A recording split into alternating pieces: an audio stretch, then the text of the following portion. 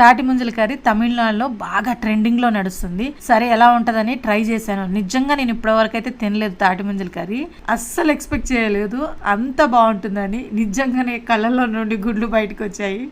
సరే రండి చూసేద్దాం ఎలా చేయాలో. మరీ లేతగా మరీ ముదురుగా కాకుండా మధ్యస్థంగా ఉన్న తాటి ముంజల్ని తీసుకొని ఇలా పీల్ తీసేసేయండి. ఇలా పొట్టు తీసేసిన వాటిని ఫోర్క్తో ఘాట్లు పెట్టుకోండి. ఇప్పుడు వేడెక్కుతున్న వాటర్లోకి సాల్ట్ వేసి అవి మసిలినాక దీంట్లో తాటి ముంజల్ని వేసేసుకొని ఒక 2 నిమిషాలు ఉడికించండి.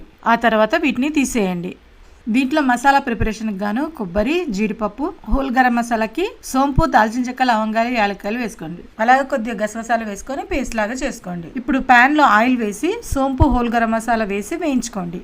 తర్వాత ఆనియన్స్ కూడా వేసి అవి వేగాక అల్లం వెల్లుల్లి పేస్ట్ వేసి వేయించుకోండి.